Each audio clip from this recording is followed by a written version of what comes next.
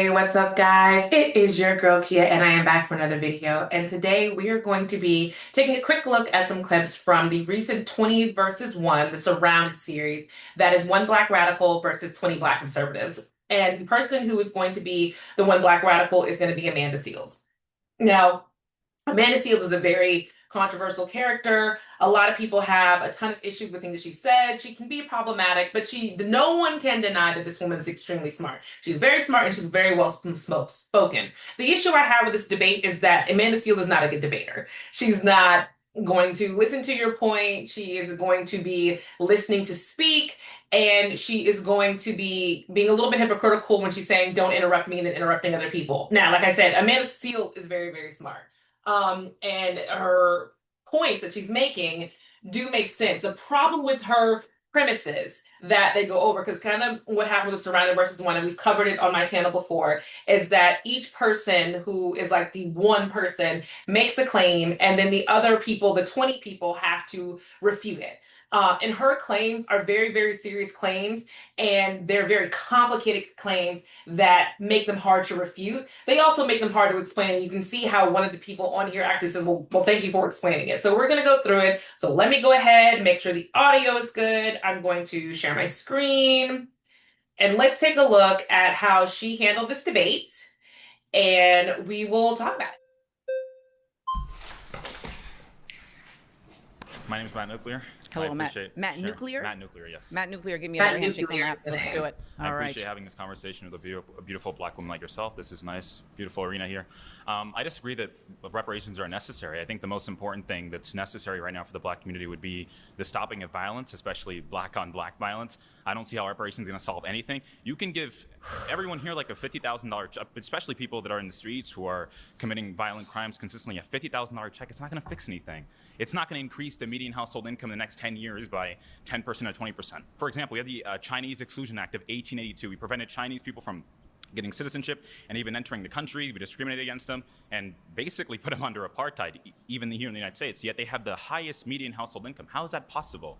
How come they don't complain and feel entitled consistently to beg for reparations and beg for this when they are killing each other 90% of the time, which is the rate that black people kill each other, according to the FBI? Oh, young Matt. Yet white people are the oppressors. I'm not sure where your education came from, but they lied to you. Stats don't lie, though. Statistics lie all the time. So let's start there. Here's where she messed up her argument with saying statistics lie all the time, because she's going to give statistics later on in the argument. So it can't be that statistics are only working when they work in my favor. As you can see, the fact check on the screen is true. Black people do kill other black people at 88%. It's higher than any other race. There are a lot of factors that go into that. And there's also, they're looking at a lot of the time areas like your Chicago's, your Detroit's, your LA's, I mean, very populated areas, and that's how they're getting the stats. So the statistics are not lying. There may be a little bit of manipulation and maybe some removal of cities or different types of people, so on and so forth. But you can't say stats that you don't like lie, because that doesn't make any sense, especially if you're going to use stats later on. So let's keep going. Particularly when the statistics are coming from the sources that gain from the statistics being shown a different way. So if you're going to start your argument on stats don't lie, you've already lost the argument. They lie. They lie all the time. One, comparing Chinese people who are immigrants that made a choice to come to the United States and comparing the continued effort of black people to ground themselves in a nation that continues to make impediments for them to show and live and exist in their true citizenship is a false equivalency. I don't believe that happens at all. No one here is in. Are you acting right now? Do you really believe I'm telling this? the truth. There's no systemic racism that I've experienced here in America. That is an insane claim to make. And again, if you watch my channel, you know I'm conservative. I'm not a Trump supporter, but I am conservative. I could be one of these people sitting here. To say that there is no systemic racism in the United States it's a lie. We see systemic racism all over the place. When it comes to redlining, he's going to talk about that. When it comes to redistricting on voting, we see it when it comes to that. When it comes to jobs, and when it comes to ownership of business ownership, giving out loans, just the fact that there has been a very strong history of keeping black people in a certain space, in a certain box. And when we try to leave that box, we are either forced to be back in most of the time forced to be back in. There have been several black cities that were functioning on their own, wealthy black cities. Again, I live in Florida. I don't know if people have ever heard of the story of Rosewood. Rosewood was a successful black city here in Florida, and the KKK burned to the ground. Everybody now knows of the Tulsa Race Massacre. Every people know of what is the name of that beach? It was a beach near Manhattan Beach. I think it was Bruce Beach. Bruce Beach was owned by a black family. They owned a resort on there. And then because of what was it? Because of eminent domain, which basically said, even though you're a black family who owns this and it's successful and there's nothing wrong with it, we can just take it away from you. There's actually an eminent domain issue that's happening recently with a woman who has been living on land that she's owned for 60 years, and they're trying to push her out to build a golf course, and a lot of people are helping her fight that. So to say that there is no such thing as a systemic racism is a lie, and it affects a lot of minorities. And it affects Black people. It affects Indian Americans. It affects Hispanic Americans. If you look at California, back in the day, it's all systemic racism with trying to push out the people of color in those neighborhoods, in those areas, or keep them out so that they can move white people in or keep them from owning businesses. It happens all the time. Let's keep watching. System is racist. I think the only racism we've actually seen recently, systemic racism that we've seen, is the application of systemic racism against white people. The University of Western Washington, for example, has been trying to segregate dormitories, using black-only dormitories because black people feel safer amongst each other.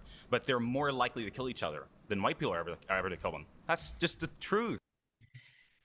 I'm gonna be stopping a lot on this kid because it's very weird how he's, again, framing things makes a huge difference. So I went to an HBCU. Our school is not segregated, but because when back in the day when they launched Florida A&M University and other HBCUs, because we couldn't go to school with with white people, so we had to develop our own education system. When white people started being able to go to colleges, they started developing the Black Student Union because the Black students were having issues on these campuses. The same thing with Black dorms. They were having issues, so they would just put them all together. Now a lot of schools have Black student unions, not because so much people feel safer, but because there's a cultural difference with being Black than is with being white. There are microaggressions that sometimes white people put out, and they don't even realize that they're doing it. I don't even think half the time they're doing it to be mean or disrespectful. They just don't know. And it can be really annoying. It can be. Again, I live in Claremont, Florida. My kids go to an all-white school. I have to repeatedly ask the teachers to tell the other kids, keep the kids from playing in my daughter's hair. Like, it's just one of those things that you have to deal with. So that's why a lot of these schools are procreating spaces for specific minorities. The same thing with, they have Asian student unions, they have Hispanic student unions, they have Pacific Islander student unions in some places in California. So having these specific student unions isn't racist. It's not excluding white people. It's just giving people of color a space where other people who look like them understand them. And there's nothing wrong with that. Now, if FAMU, my alma mater, became a place where they were like, absolutely not, no white people can come to this school. I would never stand for that. That's crazy. That shouldn't happen. And white people and Hispanic people go to FAMU all the time. When I was in school, our quarterback was quarterback was white. So it's not an exclusionary thing. It's just giving Black people or people of color a space with other people that recognize them, who understand them, who come from the same space, maybe, to just have a space. It's not even, to me, it's not even about safety. It's really just about, I can just be me in this space, and that's okay. You have King Von rapping about killing other black men. Why should I think that the white man is the oppressor? Okay, I'm gonna stop again. I gotta stop again because this was probably my most annoying moment of this debate. Him bringing up King Von. For those of you guys who don't know, King Von was a drill rapper from Chicago. He rapped about complete violence, drugs, everything.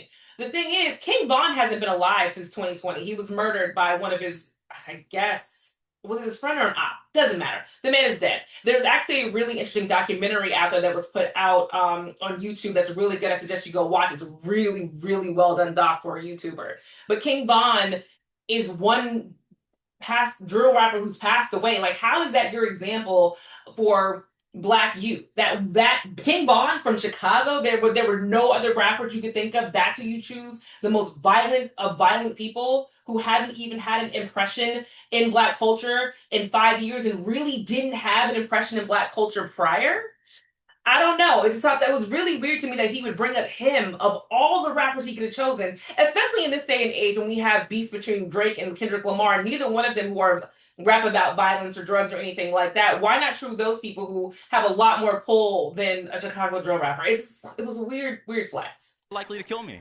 Oh my Tell me. God, this is scary. You need to think about me as your mama. Do not talk to me in that fashion. So let's check that now. Okay. Okay? So on a basic level, we have to understand that systemic racism is grounded in the realities that Black people have not been considered an equal human being in this country since its onset. So there's simply no way to make the argument that there isn't systemic racism, and we have seen in very clear ways the system operate in an organically racist way. Do not cut me off. When we talk about systemic racism, we can start with even the fact that redlining, which was implemented to discriminate Black communities. Are you shaking your head that redlining doesn't exist? No, I'm saying I don't think it really existed at all. I mean, no, I don't think so at all. So it does exist, and stating that it doesn't exist doesn't make it no longer exist. Redlining absolutely. So on the screen it says that it was outlawed in 1968. It was outlawed. That does not mean the practice still does not happen. It still happens. It's just they give it a different word now. They look at it as, oh, your neighborhood is risky, or your home is older, or your home needs a lot. Like they put different words on it to still do the same practice of redlining, but it definitely still does. It still does exist. Exists. It is not something that's being made up. It's an empirical fact, and there are realities that exist because of redlining. We know that school systems are related to the way that property taxes are affecting the school systems. If a school system is not getting the same property value as the property taxes allow it, then it's not going to have the same efficacy at allowing for students to be able to get what they deserve. When we talk about systemic racism, we have to acknowledge that these private prisons are literally built based on the test scores of school students in third grade.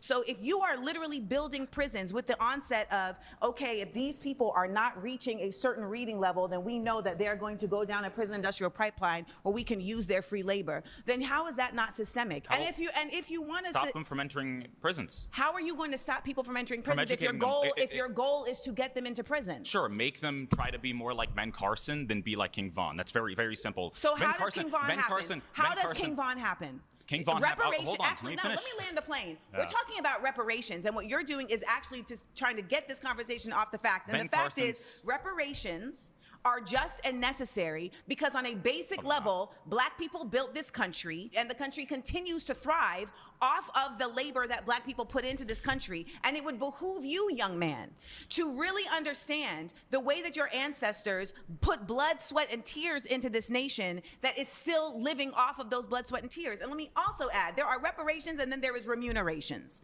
Do you know the difference? Yes, but can I finish one point that I wanted to say? Ben Carson's cousins were killed at a very young... I'm so sorry, you've been voted out by the... So this is what I was talking about.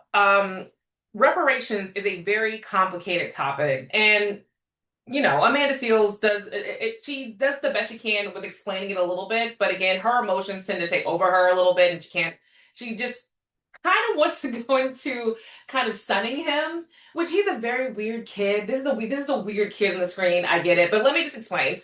Reparations are complicated because how do you identify every person who was an ancestor of slaves who worked on a government property? Because here's the difference. There's government property back in that time during slavery that was built by slaves. We're talking about buildings like the White House was built by slavery. So that would be something that the government would have to pay for. The other part is that they were very wealthy families. There's actually a family who was on the show Southern Charm. I think they're called the DuPonts or something. But they own they own several businesses over time, over years and hundreds of years. They own slaves, but they are a privately owned company. So now, was that privately owned company or that trust, are they now having to pay out? No one is talking about the everyday white American paying out to Black people as a part of reparations. What Amanda is talking about, and most people are talking about, is having the government that benefited from free labor for hundreds of years pay out to the ancestors of slaves. But it's a very complicated issue because how do you do that? How do you determine the amount of money? what was the wage back in those days? And then are we taking the wage of what it was back in those days? Are we transferring that wage amount into current US dollars? So reparations are very complicated. Now, there is a family, I talked about Bruce Beach the family who owned that. They were able to get reparations because that land was stolen from them by eminent domain. So they were able to get a check cut. And a lot of people are saying, well, that's the first step forward in reparations as a whole. And there are a lot of families like that, Black families.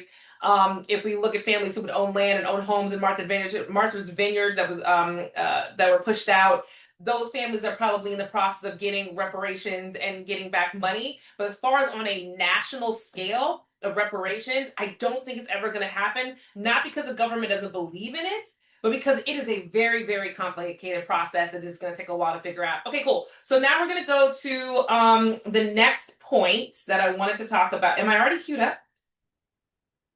Maybe I'm queued up? Oh, I'm queued up. Let's look at the next person. Majority, please return to your seat. I hope some of y'all are acting. I really do. And see, this is where she shows her emotion that she doesn't need to. And I hope some people in here are acting.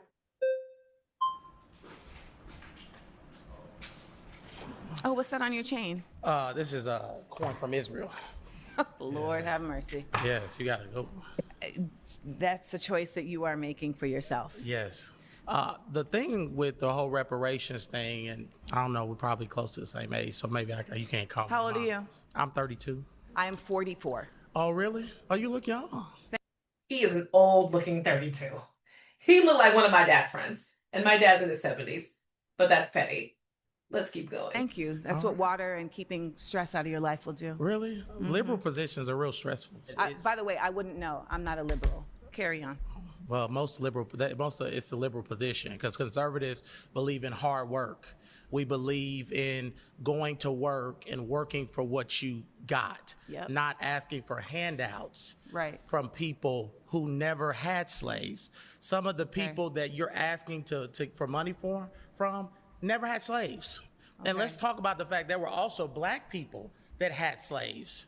So if you want to talk about that, how is Let's talk about this claim that Black people own slaves. As you can see the fact in the chain, there were 3,700 free Black people who owned 12,000 slaves. Let's talk about the Black people who owned slaves. They counted anybody who was biracial as somebody who owned a slave. So any slave master who had sex with a slave and had a child, and that child was claimed by the slave master, ended up inheriting some kind of land or a home and slaves from their parents. So a lot of the times we are looking at mixed race people who own slaves. You can look it up. I'm not making that up or anything. That is the fact.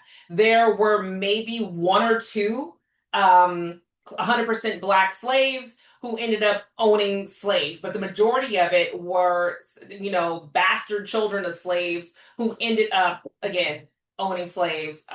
And again, you can look it up, but that's really the truth of it. They're trying to make it seem like Black people were just as bad as white people when it comes to slavery, and that's not the case. The majority of slaves were owned by 2% of white people. Everyone's like, it's only 2%. Yes, because at the time, slaves were very expensive. So only the wealthiest families in the South owned slaves. And that was a big part of the workforce in the South during the time of slavery. Again, that's just a fact. But let's keep going. Is that fair? If I'm a white person and my family fall on the side of the Union, why should I have to pay for slaves when this whole country was never all racist? Some of the founding fathers were abolitionists, and they hated slavery. And they actually put things in the Declaration of Independence and things too, because they believed that there'll be a future where there would be a Black president one day, or that there would be people in leadership that were Black. There was people in the North who helped with the Underground Railroad and fought with the Union. So why is that fair for people who never had slaves, who fought against slavery, to have to pay for people that had slaves? One, from my understanding, you are more interested in preserving the fairness of those who didn't have slaves than the fairness of those who are the descendants of slaves. That is priority to you than finding a fair way to accommodate those who have been the descendant of slaves. Well, our ancestors wasn't asking for handouts. They were asking for equal opportunity. And we have equal opportunity in this country. We had a black president, just in case you didn't know. We had a black president and we had a black vice president. I mean, I think she was black. They said she was black. I don't know. So we had a The fact that every black conservative in this room thinks that's funny, and again, if you watch my channel, you know why that type of statement breaks my heart. My daughter Leela is half black, half Indian, and she doesn't look black. But I am her mother. I'm 100% her mother through and through. She is a daughter of a black woman, but she looks 100% Indian. She will look like Kamala Harris when she gets older. She absolutely will. And to have people know there's people in the world who will question her blackness because she doesn't look like them is gonna be hard on her. I know it is, and it's definitely hard on me. So hearing people make comments like that is really, really disturbing. So I definitely want to stop on that because that it breaks my heart because again, it's a personal thing for me. The other comment that he's making is that that black liberals don't like to work. Again, we are looking at black liberals who are probably on welfare, somebody's baby's mama, baby's daddy, who are lazy. I have cousins like this, pisses me off. I don't like it. It's a bag of BS, but that's not all liberals. Like, even as a black conservative, we have to be realistic here. My mother is a Democrat. My father is a Democrat. My father was in the military. My father worked until he retired. My mother worked until she retired from what was GTE back in the day, and then has had numerous jobs since then because she just can't sit still.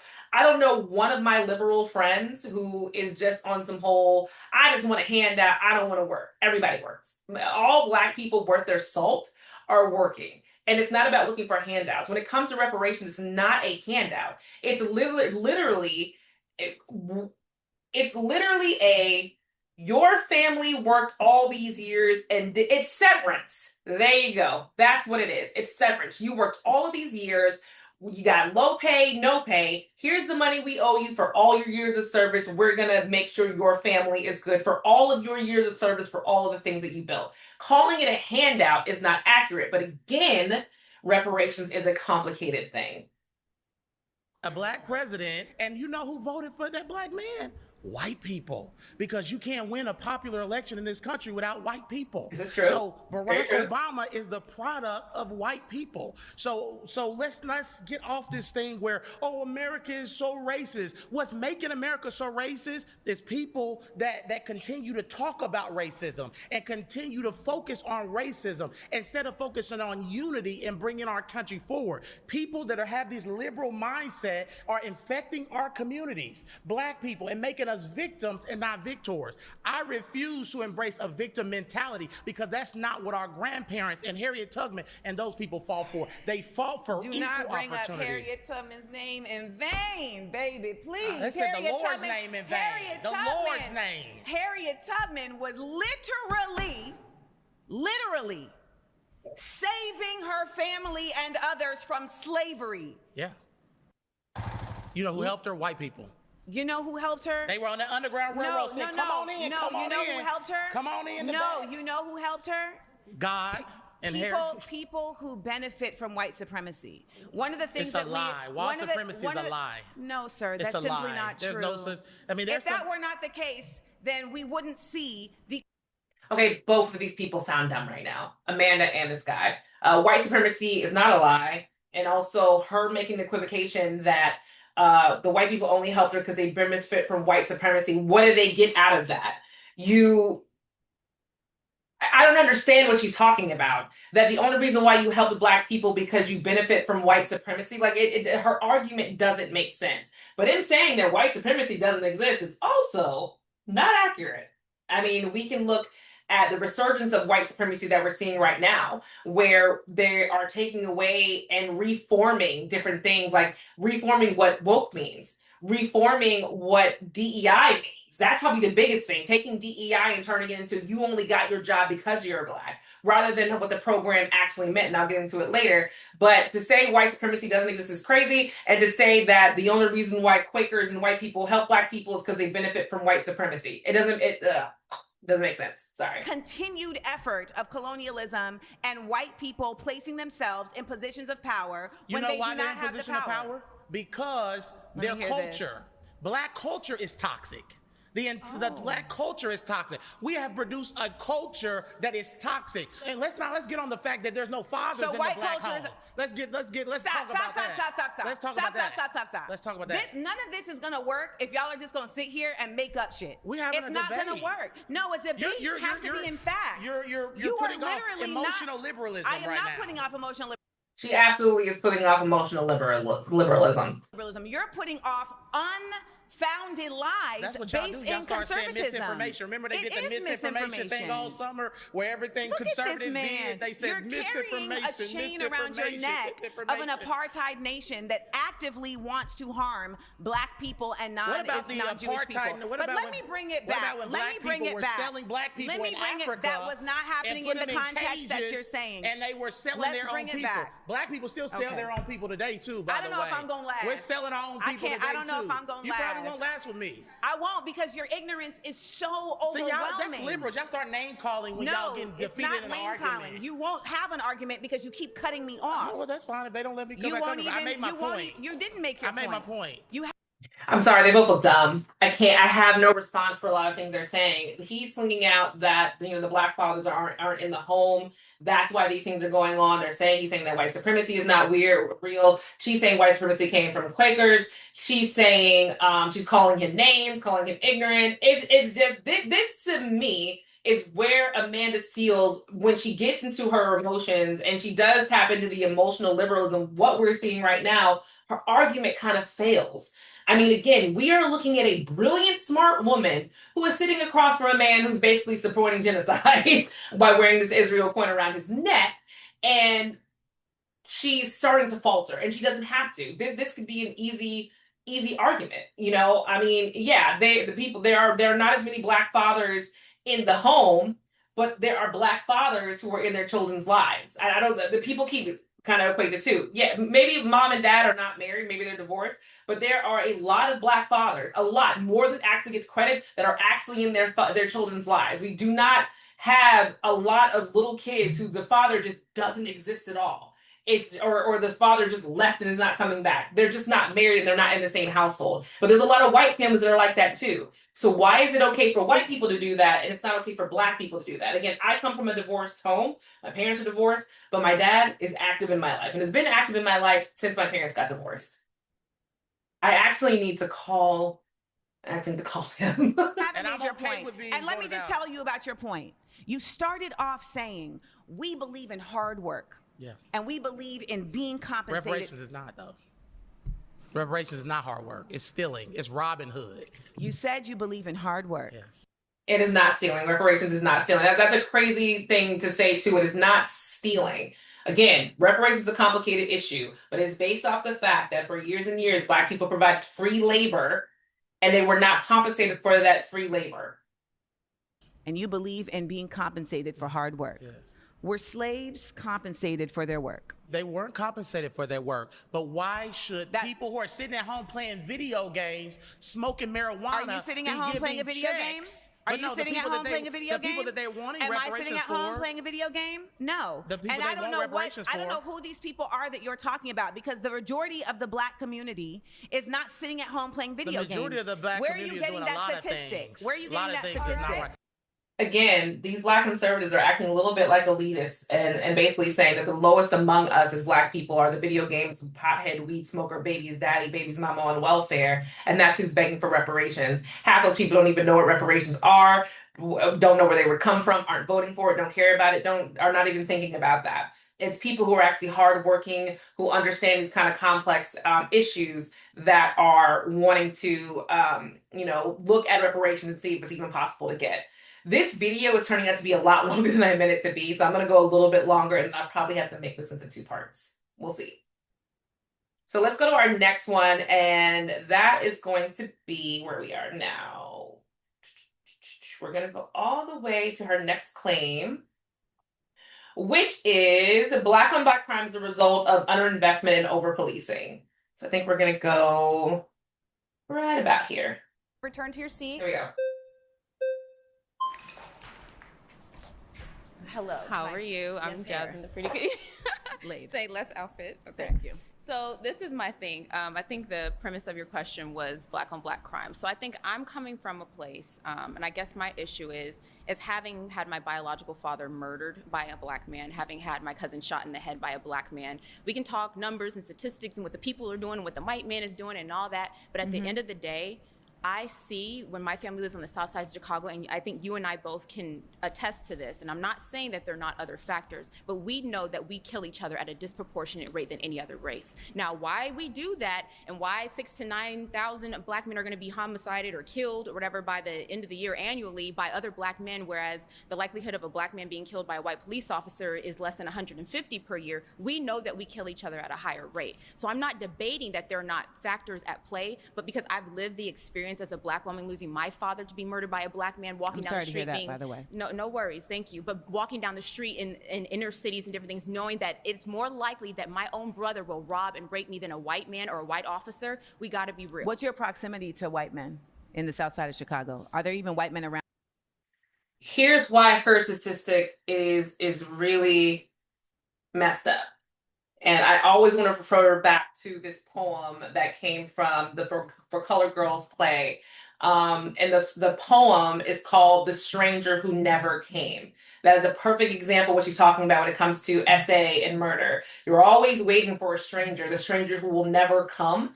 It's always someone who is related to you. And that doesn't only apply to black women, that applies to all other races. We always say to children, don't talk to strangers, don't go off with anybody you don't know, don't do this, don't do that. And all women and people who end up getting SA'd or killed, it's somebody they know personally.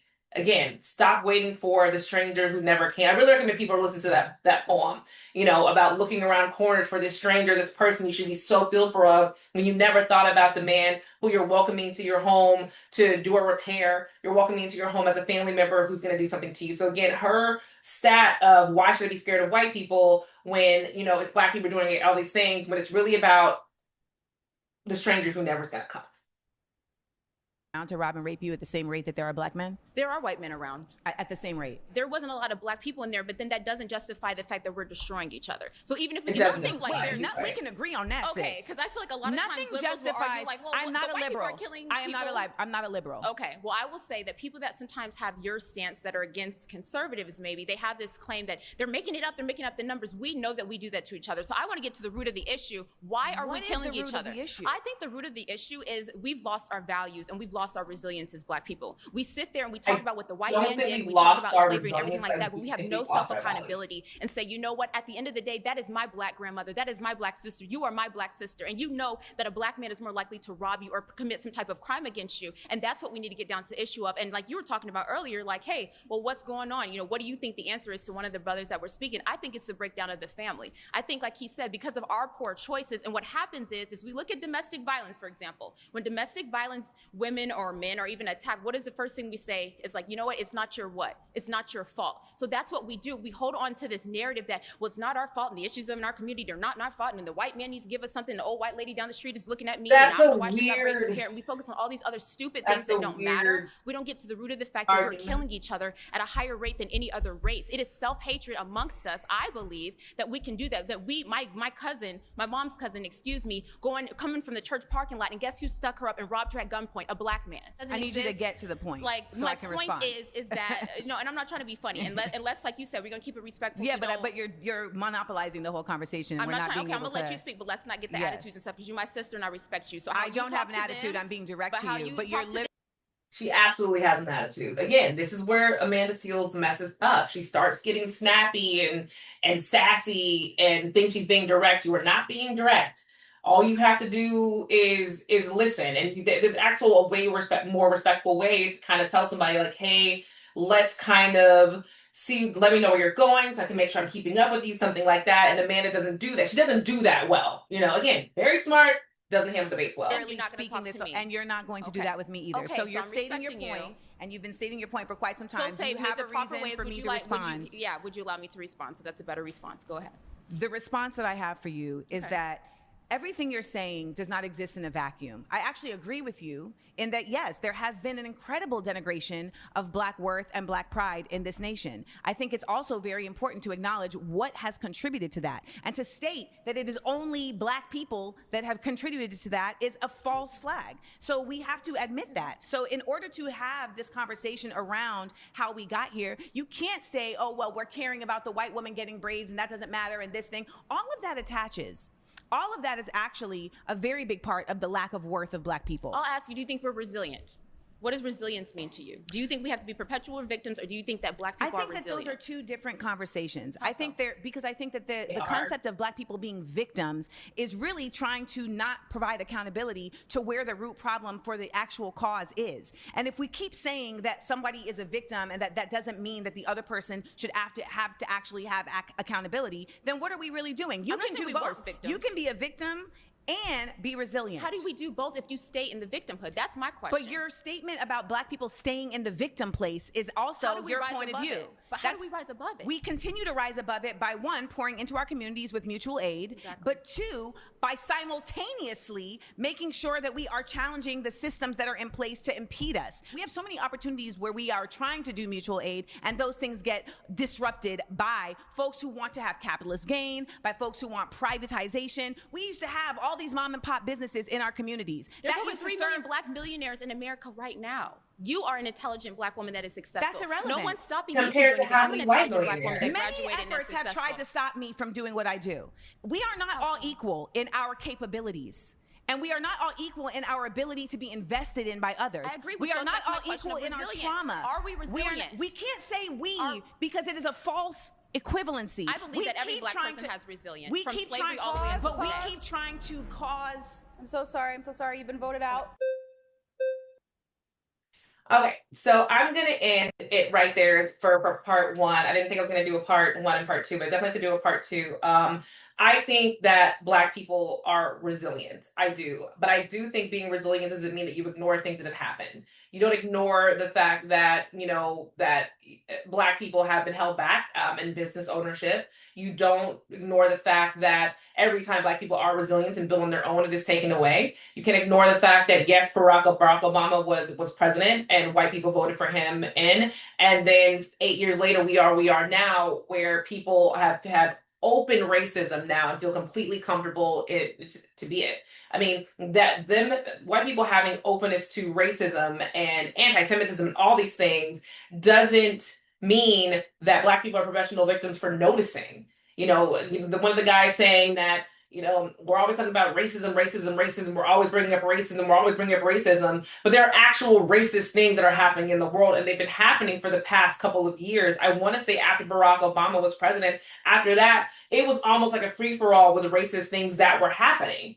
And acknowledging that doesn't make you a victim, doesn't make you hold it back. I am not a victim. I am someone who is resilient. My husband is a man of color. He's resilient as well. My mother's a woman of color, resilient. But we can notice the racism. We can notice that sometimes we have to be I live in Claremont, Florida. I have to be very vigilant about what spaces that I am and who I'm around, because I don't want my children to think that it's okay when people make these microaggressions or these inappropriate jokes and I'm just going to be laugh it off, because I don't. It's not his. But listen, that was part one. Let me know your thoughts. It was a lot longer than I thought it was going to be, but there's a lot in this video. So drop it in the comments. Let me know what you think. Let me know if you agree about how Amanda Seales handled this first section. And I will see you in the second part, which I'll probably try to get out in the next couple of days. Okay? Talk to you soon. Bye.